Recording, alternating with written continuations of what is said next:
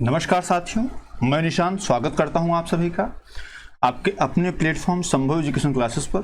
साथियों, प्यारे भाइयों बहनों, यूपी ट्रिपल एस से प्रीवियस ईयर हम लोग सॉल्व कर रहे हैं और आज हम लोग 24वें चरण में पहुंच चुके हैं। आइए शुरू करते हैं अपनी प्रैक्टिस और लेते हैं अपना पहला प्रश्न। पहला प्रश्न क्या है?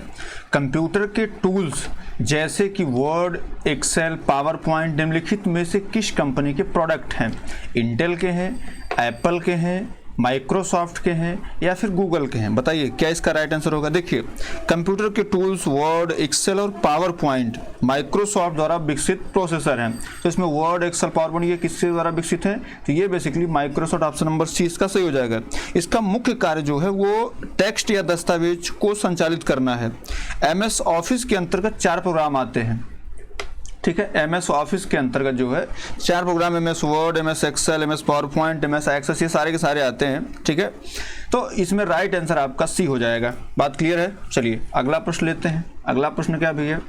अगला प्रश्न आपका है कि माइक्रोसॉफ्ट वर्ड के संदर्भ में गटर मार्जिन नामक फीचर को निम्नलिखित में से किसके लिए उपयोग किया जाता है? ऑप्शन ए ग्राफिक्स और चित्रों की स्पष्टता में सुधार करने के लिए, ऑप्शन बी बेहतर डॉक्यूमेंट बाइंडिंग के प्रबंधन के लिए, ऑप्शन सी है प्रिंटेड टेक्स्ट की स्पष्टता में सुधार करने के लिए, ऑप्शन डी है पृष्ठ संख्याओं को डालने की सुविधा प्रदान करने के लिए। बताइए इसका राइट आंसर क्या हो जाएगा? देखिए, अगर हम बात करते हैं किसकी, माइक्रोसॉफ्ट वर्ड की, माइक्रोसॉफ्ट वर्ड की अगर हम बात करें तो माइक्रोसॉफ्ट वर्ड के संबंध में जो गटर मार्जिन नामक फीचर है वो बेहतर डॉक्यूमेंट बाइंडिंग के प्रबंधन के लिए उपयोग किया जाता है।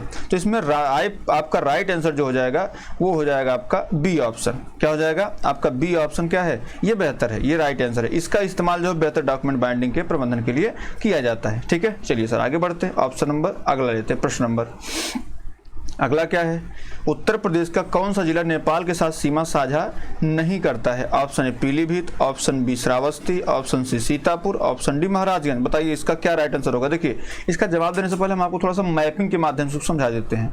तो ये आपका नेपाल है। अगर आपसे पूछे कि साहब ये बताइए इसकी कितनी किलोमीटर जो है सीमा उत्तर प्रदेश से टच करती है, तो आप देख पा रहे हैं उत्तर प्रदेश से लगभग 551 किलोमीटर सीमा जो इसकी है वो टच करती है। ठीक है, अब ये इधर से आप देख पा रहे हैं, इधर आपका उत्तराखंड है, इधर से फिर आपका बिहार है यहाँ लगा हुआ, फिर यहाँ सिक्किम से लगा हुआ है, यहाँ हल्का सा पश्चिम बंगाल से भी लगा हुआ। यहाँ पे देखें कितने डिस्ट्रिक्ट आते हैं आपका। एक तो पीलीभीत, दूसरा आपका आ गया लखीमपुर खीरी, तीसरा आपका आ जाता है बहराइच, ठीक है, चौथा आपका आ जाता है श्रावस्ती, उसके बाद 5वां आ जाता है आपका बलरामपुर, उसके बाद आपका 6ठा जो है वो आ जाता है सिद्धार्थनगर और 7वां जिला जो होता है महाराजगंज। तो आपका महाराजगंज, सिद्धार्थनगर, बलरामपुर, श्रावस्ती, उसके बाद आपका यहाँ बहराइच, उसके बाद आपका लखीमपुर खीरी और आपका पीलीभीत। बात क्लियर? ये 7 डिस्ट्रिक्ट जो है ये नेपाल से टच करते हैं। उनकी जो लंबाई है वो करीब 551 किलोमीटर है। बात क्लियर है? तो आइए प्रश्न पे चलते हैं।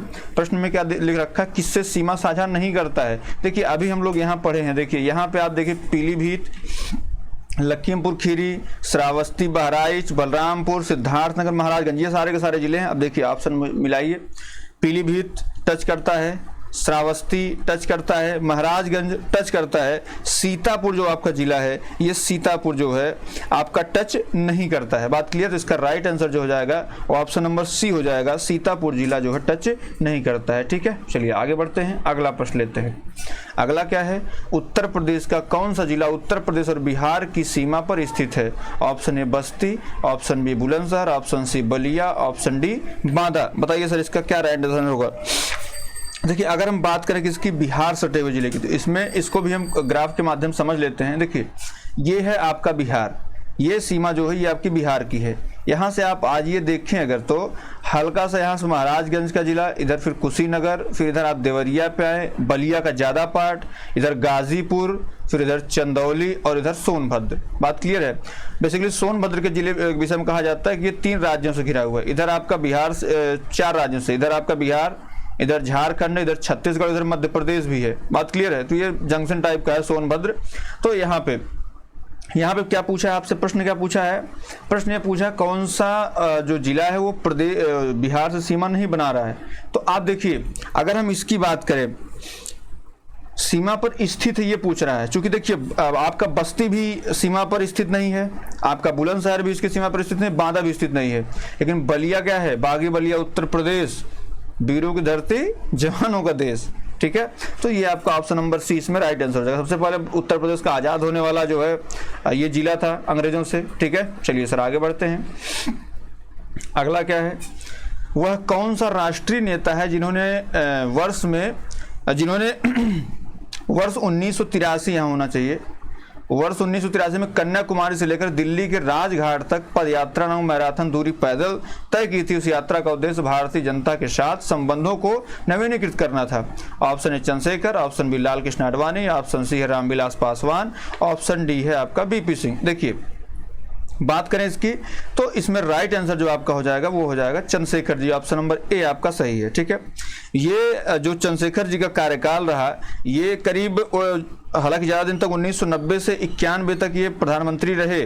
ठीक है, वर्ष 1983 में जब ये प्रधानमंत्री नहीं थे, वर्ष 1983 में ये जो है कश्मीर से लेकर के और कन्याकुमारी तक ये अपना सोचे थे यात्रा करने के लिए, लेकिन ये शुरू कहाँ से किए थे, ये दिल्ली से शुरू किए थे सबसे संपर्क बनाने के लिए, और ये अंतिम छोर तक गए थे। कहाँ तक, कन्याकुमारी तक।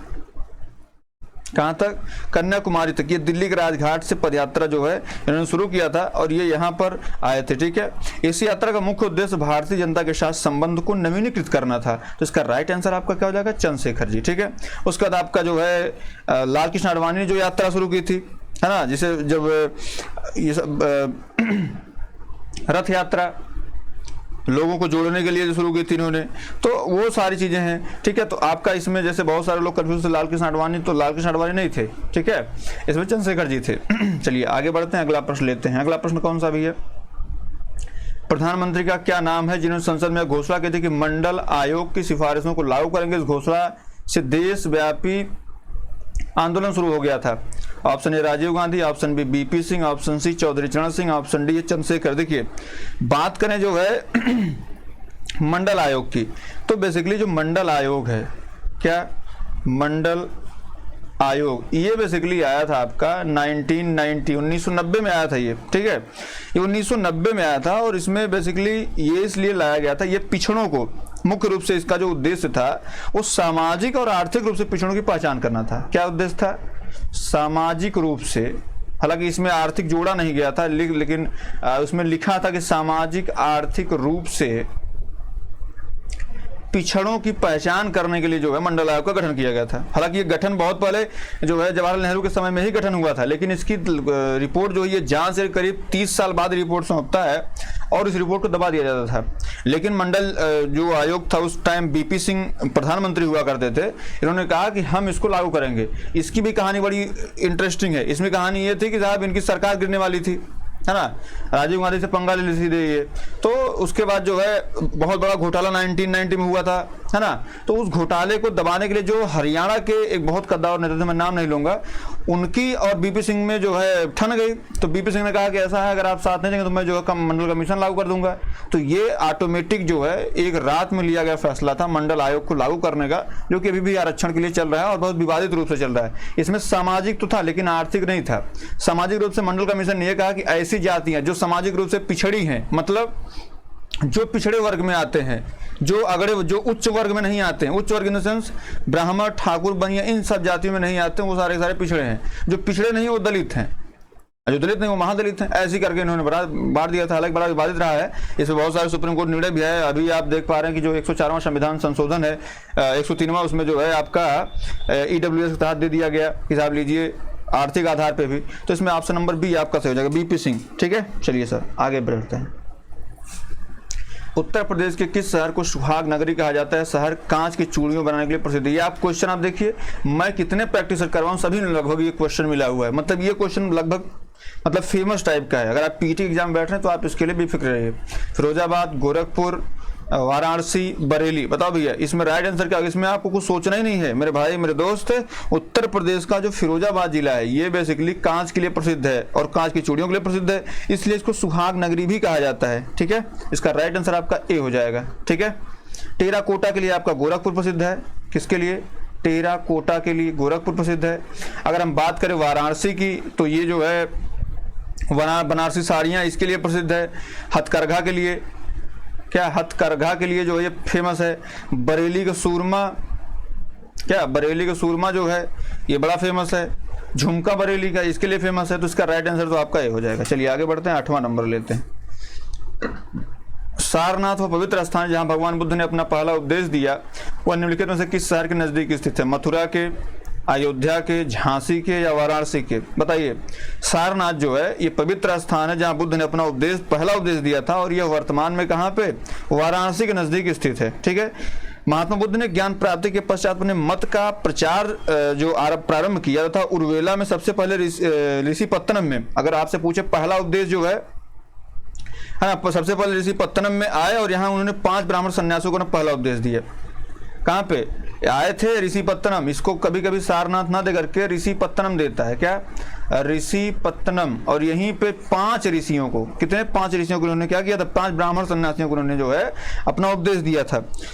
इस उपदेश को ही क्या कहा गया? जो उपदेश दिया गया उपदेश को ही, ये उपदेश को ही क्या कहा गया? धर्म चक्र प्रवर्तन। क्या कहा गया?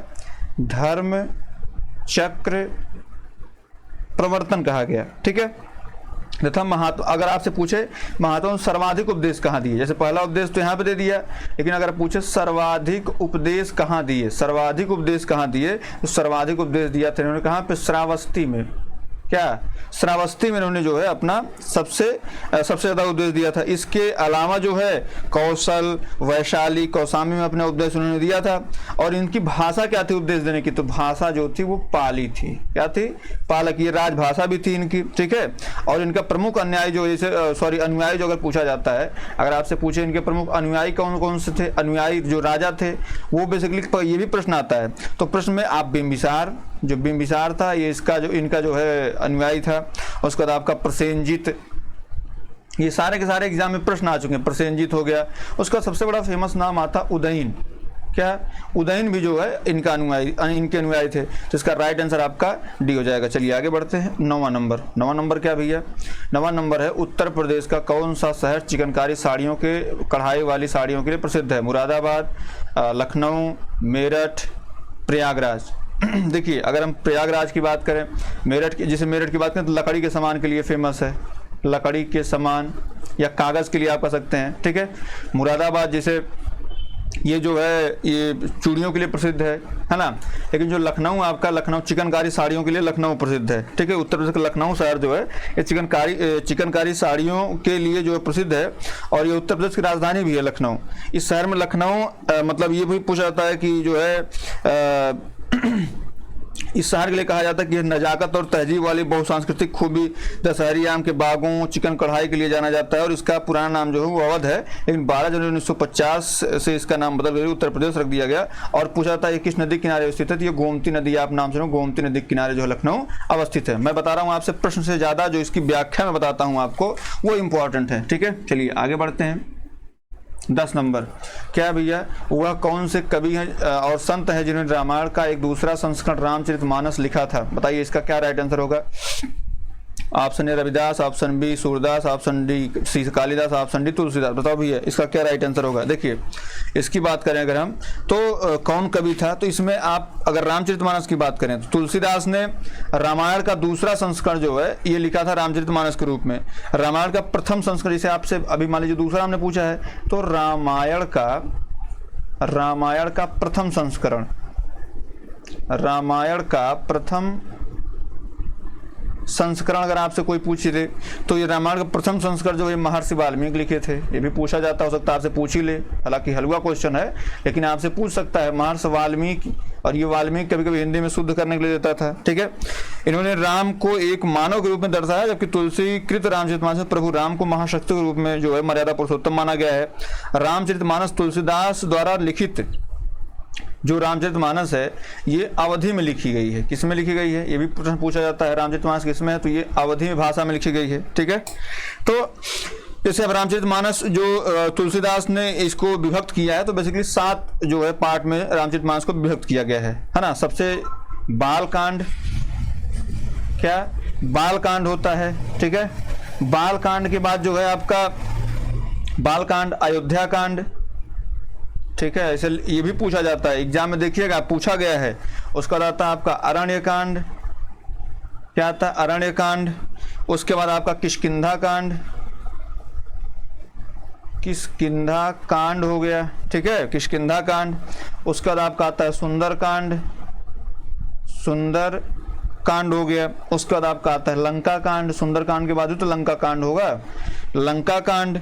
उसके बाद जो है उत्तरकांड, क्या उत्तरकांड, देखिए बाल कांड, अयोध्या कांड, अरण्य कांड, किष्किंधा कांड, सुंदर कांड, लंका कांड, और उसका उत्तरकांड आता है, ठीक है। अब इसमें और क्या प्रश्न बन सकता है, इसमें बन सकता है कि सबसे बड़ा जो है कौन सा है, तो सबसे बड़ा जो है ये बाल कांड है। बाल कांड क्या है, ये सबसे बड़ा है, क्या है ये सबसे बड़ा है। सबसे बड़ा कौन सा है, बाल कांड है। अगर आपसे पूछे सबसे छोटा कौन सा है, भैया सबसे छोटा किष्किंधा कांड है, क्या है, सबसे छोटा, सबसे छोटा जो है वो किष्किंधा कांड है। बात क्लियर, यहाँ सारे प्रश्न आपके क्लियर हो गए। चलिए अब ना आगे बढ़ते हैं। अगला क्या है भैया, दक्षिण भारत के किस राजा ने वर्ष 1741 में कोलाचेर की लड़ाई में डच ईस्ट इंडिया कंपनी को परास्त किया था? वीरपांड कट्टाबोमन, राजा चोल, मार्तंड वर्मा, हैदर अली, ठीक है, हैदर अली। बताओ भैया कौन इसमें राइट आंसर होगा।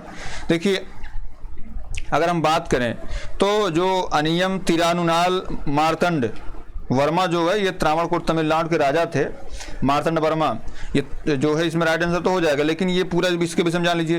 इन्होंने 1741 में जो है कोलाचोर की लड़ाई में डच ईस्ट इंडिया को परास्त किया था। इसका मुख्य कारण ये था कि जो मार्तंड वर्मा थे ये अपनी सेना को पश्चिमी तर्ज पर प्रशिक्षित और आधुनिक हथियारों से सुसज्जित, शक्तिशाली और आधुनिक बनाना था। ये अपने राज्य में सामंती प्रभाव को खत्म करना चाहते थे, ठीक है। तो बेसिकली इसके लिए इन्होंने आप जो है ये लड़ाई लड़ी थी और ये जीते भी थे, ठीक है, परास्त किया था डच ईस्ट इंडिया कंपनी को। राइट आंसर इसका सी हो जाएगा। चलिए आगे बढ़ते हैं। अगला क्या भैया, अवध की रियासत से उस प्रसिद्ध योद्धा बेगम का नाम क्या है जिन्होंने 1857 के विद्रोह में अंग्रेजों के साथ लड़ाई में भाग लिया था? ठीक है, बेगम हजरत महल, बेगम रजिया सुल्तान, उसके बाद आपका बेगम जहां आरा, उसके बाद बेगम मेहरुन्निसा। बताओ भैया इसका क्या राइट आंसर होगा। देखिए अगर हम बात करें इसकी तो लखनऊ की जो नवाब थी, या ये कहें कि अवध की जो नवाब थी, वो 1857 का जो विद्रोह था, बेसिकली देखिए मैं बताऊं अगर 1857 का विद्रोह आप देखेंगे तो 1857 का विद्रोह जो लखनऊ या अवध क्षेत्र में जो हुआ था वो हुआ था करीब 4 जून 1857 को। इसका एग्जैक्ट डेट आपसे नहीं पूछा था कि नहीं, ये पूछा था जून 1857, ये आपके ऑप्शन में आ सकता है, ठीक है। उस समय जो अवध की रियासत की सबसे प्रसिद्ध योद्धा थी उनका नाम जो था बेगम हजरत महल था। आप नाम सुने होंगे बेगम हजरत महल, आपका ऑप्शन नंबर ए सही हो जाएगा। वे अपने अल्पवयस्क बेटे बिरजिस कादिर को नवाब घोषित कर प्रशासन को खुद संभाल लिया और समानांतर सरकार की स्थापना की। लेकिन अंत में जो है लखनऊ में फिर ये जो अंग्रेजी सेना थी, अंग्रेजी सेना से इन्होंने सीधे टक्कर ली और अंग्रेजी सेना के जो उस वक्त कमांडर था उसका नाम था कैंपबेल। ये भी पूछा जाता है आपसे, ठीक है, कैंपबेल जो था ये कमांडर था उस वक्त। तो जो ये कमांडर था, इन्होंने सीधे सीधे जो है युद्ध किया और उसके हालांकि ये जो है आगे चल करके 21 मार्च 1858 को ये पराजित हुई और जो है कैंपबेल ने लखनऊ को अंग्रेज सत्ता में मिला लिया। बात क्लियर, इसका राइट आंसर आपका हो जाएगा। बेगम रजिया सुल्तान जो थी ये सल्तनत कालीन थी, इनका इससे मतलब कोई नहीं है, ठीक है। चलिए आगे बढ़ते हैं। अगला क्या भी है, मुगल वंश के पहले सम्राट बाबर ने अपने देशीय भाषा जगत चगताई तुर्की में अपनी आत्मकथा लिखी है। इस पुस्तक का क्या नाम है? बताओ भैया क्या नाम इसका है। मुगल नामा, बाबर नामा, बाबर मुबारक, बिहार बिहाया। बताओ भैया क्या होगा इसका। देखिए अगर आपसे कभी कभी ये पूछा जाए, जैसे मुगल वंश दे दिया, प्रश्न बनता है मुगल वंश का वास्तविक संस्थापक क्या? मुगल वंश का वास्तविक संस्थापक कौन था?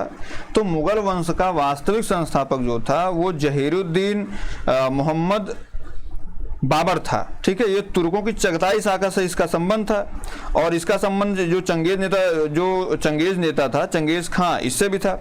तो इसका जो वास्तविक संस्थापक था वो बेसिकली बाबर ही था, ठीक है, वास्तविक संस्थापक बाबर था। और बाबर ने अपनी आत्मकथा स्वयं लिखी। इस बाबर का आत्मकथा का नाम क्या था? तुजुक ए बाबरी, तुजुक ए बाबरी, ठीक है, तुजुक ए बाबरी इसका नाम था। बात क्लियर है। इसी को एक अन्य नाम बाबरनामा भी कहा जाता है। क्या? इसको बाबरनामा भी कहते हैं, ठीक है। यह किताब जो है बेसिकली किस भाषा में लिखी गई? अभी ऊपर लिखा है तुर्की भाषा में। कौन सी? तुर्की भाषा में लिखी गई, तुर्की भाषा में लिखी गई, तुर्की भाषा में लिखी गई। बात क्लियर है। फिर देखिए और क्या प्रश्न आपसे बन सकता है कि जो मुगल वंश था, जो मुगल वंश था इसकी दरबारी भाषा क्या थी? ये प्रश्न आपसे बन सकता है। मुगल वंश की दरबारी भाषा क्या? मुगल वंश की दरबारी भाषा क्या थी? तो भैया मुगल वंश की दरबारी भाषा जो थी वो थी आपकी फारसी। क्या थी? वो फारसी थी, ठीक है।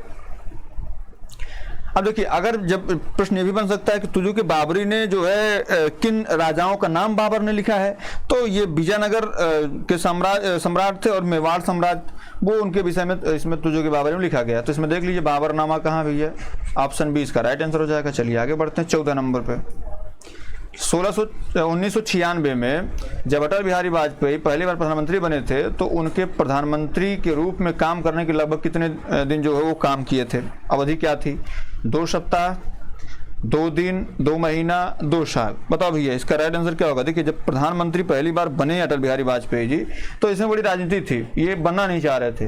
उन्होंने कहा कि सरकार तो गिर जाएगी, लेकिन जो है जो उनके साथ थे आडवाणी जी थे, उन्होंने कहा कि बन जाएगा अलग मुद्दा है, लेकिन आप एक बार प्रधानमंत्री फेस तो बन जाएंगे।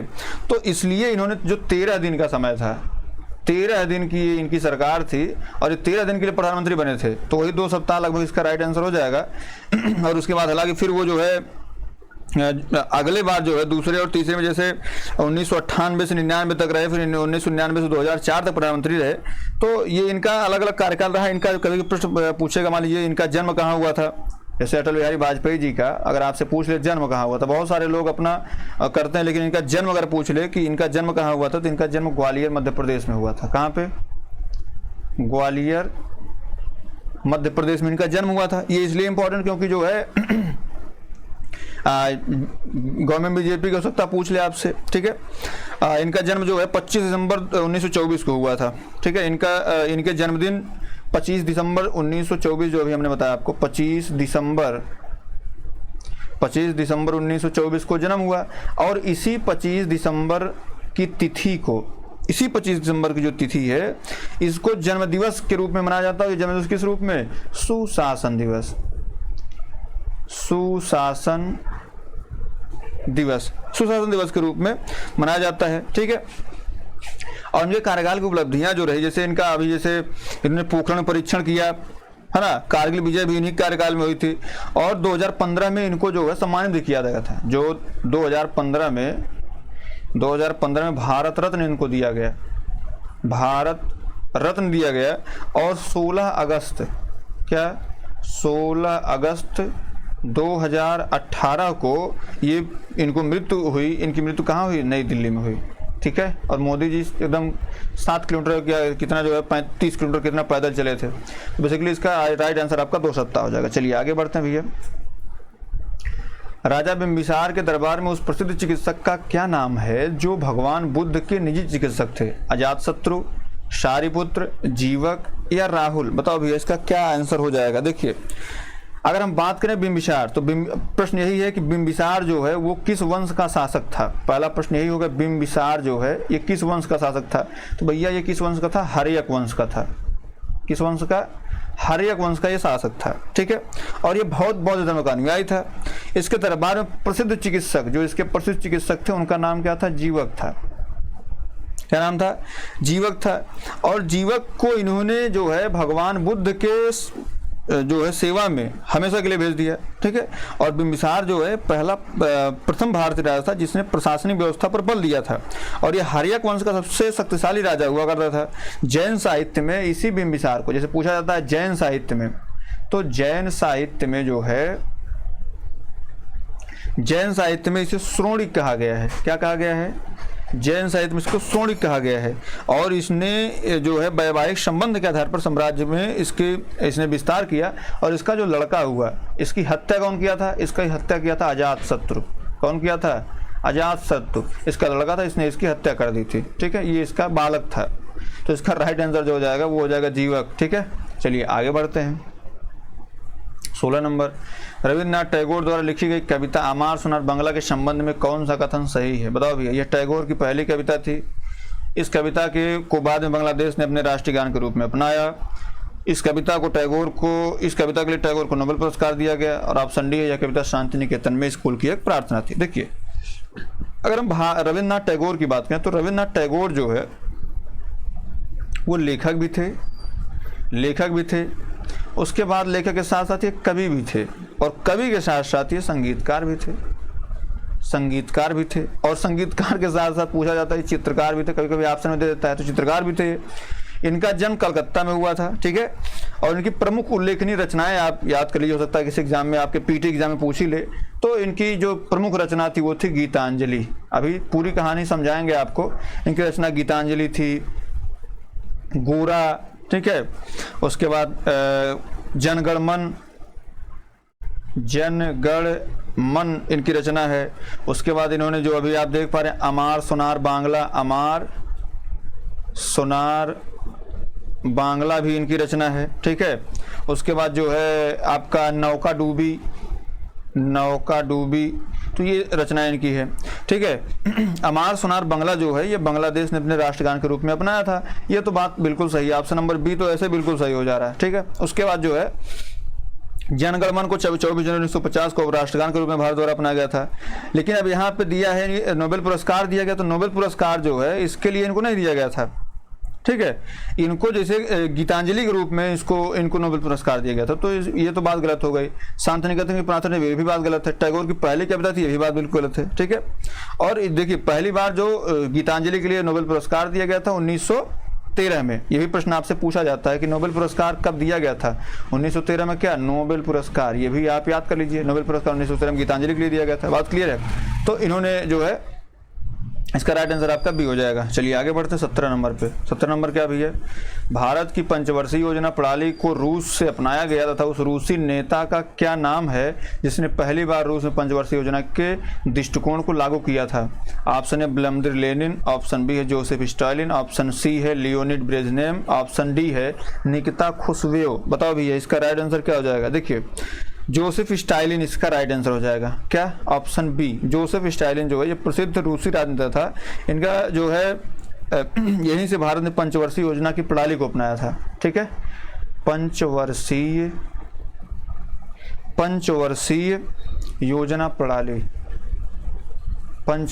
योजना प्रणाली जो है ये अपनाया गया था। पहली बार जो पंचवर्षीय योजना प्रणाली है ये 1925 में जो है ये रसिया में लागू की गई थी। पंचवर्षीय दृष्टिकोण को लागू किया गया था, और इसके द्वारा जो है पंचवर्षीय योजना के द्वारा ही जो है कई चीज़ों का, जैसे शिक्षा के क्षेत्र में किसी सारे क्षेत्र के सुधारों के विषय में चर्चा होती थी। ठीक है, हालांकि भारत ने इसको 1951 में अपनाया था। ठीक है, तो लेकिन यहाँ पे अपनाया था, लेकिन ये योजना 1925 में जोसेफ स्टालिन ने जो है हालांकि इसको लागू कर दिया था। इनका जो कार्यकाल जोसेफ स्टालिन का था, ये इनका कार्यकाल करीब 1922 से लेकर के और 1953 तक था। ठीक है, 1922 से 53 तक था इनका कार्यकाल। इसका राइट आंसर आपका बी ऑप्शन हो जाएगा। चलिए आगे बढ़ते हैं। 18 नंबर, वर्साय का महल निम्नलिखित में से किस यूरोपीय राजधानी के पास स्थित है? लंदन, पेरिस, रोम या ब्रुसेल्स? बताओ भैया इसका क्या राइट आंसर है? देखिए वर्साय की संधि आप सुने होंगे, तो वर्साय का महल जो है ये फ्रांस की राजधानी पेरिस के नज़दीक में स्थित है। राइट आंसर तो इसका हो जाएगा। ठीक है, एक ऐतिहासिक स्मारक है जिसको यूनेस्को की विश्व धरोहर की सूची में सम्मिलित किया गया है। यह अपने विशेष रूप से दर्पण के शाही हॉल, रॉयल ओपेरा और शाही अपार्टमेंट के लिए जाना जाता है। राइट आंसर आपका बी हो जाएगा। चलिए आगे बढ़ते हैं। 19 नंबर, क्या प्रश्न भैया? भारत में कुल कितने संरक्षित जैवमंडल या बायोस्फीयर रिजर्व हैं? Option A 10, option B 12, option C 18, option D 25। इसमें हमने फिगर दे रखा आपको, आप इसके माध्यम से देख सकते हैं। देखिए अगर हम बात करें तो भारत में कुल जो जैवमंडल या कुल बायोस्फीयर कितने हैं, तो वो 18 हैं। ठीक है, जैवमंडल होते क्या है, तो बेसिकली जैवमंडल जो संरक्षित क्षेत्र के अंतर्गत आनुवांशिक विभिन्नता से संबंधित होते हैं और इनमें जीवों की आनुवंशिकता को बनाए रखने के लिए संरक्षण प्रदान किया जाता है। बात क्लियर है। अब जैसे जैवमंडल सबसे पहला कौन सा था, तो सबसे पहले आप नीलगिरी को कर लीजिए। नीलगिरी जो बायोस्फीयर है ये सबसे पहली दफ़ा आया था, कब आया था, 1986 में आया था। और फिर उसका दूसरा जो था वो नोकरेक था, ये 1988 में आया था। और सबसे लास्ट में जो है पन्ना आया था। पन्ना कब आया था, 2011 में आया था। बेसिकली 18 सब है, जैसे नीलगिरी हो गया, नोकरेक हो गया, आपका नंदा देवी हो गया, ठीक है, जब यहाँ पे आप देख पा रहे हैं। तो उसके बाद जो कोल डेजर्ट हो गया, यहाँ पे आएंगे तो आप ग्रेट निकोबार हो जाता है, गल्फ ऑफ मन्नार हो जाता है, ठीक है। उसके बाद जो है अब और आगे सुंदरबन, मन्नार खाड़ी, ग्रेट निकोबार जो है, सिमलीपाल, डिब्रू साइखोवा, दिहांग और दिबांग, पंचमढ़ी, कंचनजंगा आप देख पा रहे हैं। उसके बाद अगस्तमलाई, अचान कुमार, अमरकंटक, कच्छ, शीत रेगिस्तान और शेषाचलम पहाड़ियाँ, पन्ना, ये सारे के सारे जो है करीब 18 बायोस्फीयर जो है इसमें सम्मिलित किए गए हैं। बात क्लियर है। चलिए आगे बढ़ते हैं। 20वां नंबर, दांदेली वन्यजीव अभयारण्य भारत के किस राज्य में स्थित है? केरल में स्थित है, तमिलनाडु में स्थित है, तेलंगाना में स्थित है या कर्नाटक में स्थित है? बताओ भैया, दांदेली वन्यजीव अभयारण्य कहाँ स्थित है? देखिए अगर हम दांदेली की बात करते हैं तो दांदेली वन्यजीव अभयारण्य जो है ये कर्नाटक में स्थित है। कहाँ पे? कर्नाटक में स्थित है। लेकिन ये प्रश्न आया तो जितने वन्यजीव अभयारण्य हैं उसके विषय में पढ़ लेते हैं, ठीक है। चलिए देखिए, हमने फिगर के माध्यम से आपको समझाने का प्रयास किया। जैसे भारत के प्रमुख राष्ट्रीय वन्यजीव, राष्ट्रीय उद्यान और उसके जो है अभयारण्य और जैवमंडल रिजर्व, जैसे दाचीगाम आप पूछ लें तो दाचीगाम जो है ये दाचीगाम और सलीम अली राष्ट्रीय उद्यान, ये दोनों कहाँ पे हैं? जम्मू कश्मीर में है। घाना पश्चिम बिहार रणथंभौर अभयारण्य, कुंभलगढ़ अभयारण्य और सरिस्का ये कहाँ पे हैं? ये राजस्थान में है। सुल्तानपुर झील अभयारण्य जो है ये आपका हरियाणा में स्थित है। उसके बाद आइए हिमाचल प्रदेश के विषय में, जैसे ग्रेट हिमालय राष्ट्रीय पार्क, शीत मरुस्थल आरक्षित क्षेत्र जो भी हम लोग कुछ देर पहले पढ़े हैं, रोहला राष्ट्रीय उद्यान, कुगली वन्य अभयारण्य ये कहाँ पे है? ये आपके हिमाचल प्रदेश में स्थित है। कान्हा वन्य जीव, पंचमढ़ी, बांधगढ़ और उसका संजय राष्ट्रीय उद्यान ये कहाँ पे है? तो ये भैया आपके मध्य प्रदेश में है। उसके बाद पलाम बेतवा अभयारण्य हो गया, दालमा वन्यजीव अभयारण्य हो गया, हजारी बंगा वन्यजीव अभयारण्य हो गया, तो ये कहाँ पे? झारखंड में है, ठीक है। और आगे देख लेते हैं। उसके बाद अगर आपसे पूछे जो है इंद्रावती बाघ वन्यजीव अभयारण्य, कंगोर घाट राष्ट्रीय पार्क ये छत्तीसगढ़ में स्थित है। चिल्का अभयारण्य हो गया, सिमलीपाल अभयारण्य हो गया, भीतरकनिका और ऊषाकोटी वन्यजीव ये आपके उड़ीसा में है। Corbett national park, Nanda Devi जैवमंडल reserve, राजा राष्ट्रीय उद्यान ये आपके उत्तराखंड में स्थित है। दुधवा और चंद्रप्रभा ये आपके उत्तर प्रदेश में अवस्थित है। उसके बाद बात करते हैं मानस राष्ट्रीय उद्यान की, काजीरंगा जो एक सींग वाले गैंडे के लिए प्रसिद्ध है। नमेरी की बात करते हैं, गर्म पानी की बात करते हैं, ओरंग अभयारण्य ये सारे के सारे असम में है। दिहांग और दिवांग अभयारण्य जो है ये आपके अरुणाचल प्रदेश में है। पाकुई बाघ जीव रिजर्व ये भी आपके अरुणाचल प्रदेश में है। नामदफा कहाँ पे? अरुणाचल प्रदेश में स्थित है। उसके बाद बात करते हैं बांदीपुर बाघ रिजर्व की, नागरहोल राजीव गांधी राष्ट्रीय उद्यान की, कुद्रेमुख और बनरघट्टा ये सारे के सारे कहाँ पे? कर्नाटक में। आप पिछला पेपर उठा के देखेंगे जूनियर स्टूडेंट का, उसमें ये सब पूछा गया है और इसको हम तीसरी बार करवा रहे हैं, ठीक है। पेरियार की बात करें, पेरियार अभयारण्य ये हाथी संरक्षण के लिए जाना जाता है। और उसके बाद पराम्बीकुलम अभयारण्य जो है, अगस्तमलाई जैवमंडल रिजर्व जो है, साइलेंट वैली राष्ट्रीय उद्यान, चिनार वन्यजीव अभयारण्य ये सारे के सारे केरल में स्थित हैं। उसके बाद इंदिरा गांधी अभयारण्य की बात करें, मधुमलाई अभयारण्य की बात करते हैं, या अन्नामलाई बाघ रिजर्व जो कि ये सारे के सारे आपके तमिलनाडु में स्थित हैं, ठीक है। सुंदरवन राष्ट्रीय उद्यान, बुक्सा बाघ रिजर्व ये आपके दोनों पश्चिम बंगाल के हैं। नागार्जुन सागर श्रीशैलम बाघ रिजर्व जो सबसे बड़ा बाघ रिजर्व स्थित है ये आपके आंध्र प्रदेश में अवस्थित है। पापी कोंडा जो है ये भी आंध्र प्रदेश में है। भगवान महावीर उद्यान जो है ये पूछा गया है तो ये गोवा में है। और बोंडला वन्यजीव अभयारण्य ये भी आपके गोवा में स्थित है, ठीक है। चलिए अगला लेते हैं। एक एक जो है, जैसे डम्फा अभयारण्य जो आपके मिजोरम में स्थित है। नोकरेक जैवमंडल रिजर्व जो है ये मेघालय में स्थित है। सारामती शिखर जो है ये नागालैंड में स्थित है। पेंच जो राष्ट्रीय उद्यान है ये आपका महाराष्ट्र और मध्य प्रदेश की सीमा परिस्थिति दोनों में आता है। और उसके बाद जो है मेलघाल जो बाघ रिजर्व है ये आपके महाराष्ट्र में आता है। कंचनजंगा ये सिक्किम में आता है। काबुल लामजाओ राष्ट्रीय उद्यान जो है ये एकमात्र तैरता हुआ राष्ट्रीय उद्यान है, आपके वीडियो एग्जाम में आया हुआ प्रश्न है, ये मणिपुर में आता है। गिर राष्ट्रीय उद्यान एशियाटिक बब्बर शेर का जो निवास है ये गुजरात में है, ठीक है। तो आज की क्लास मेरे भाई मेरे दोस्त यहीं तक। उम्मीद करता हूँ क्लास आपको हेल्पफुल लगी होगी। हेल्पफुल लगे तो प्लीज़ इसको लाइक शेयर और सब्सक्राइब जरूर कर दिया करें। बहुत बहुत धन्यवाद।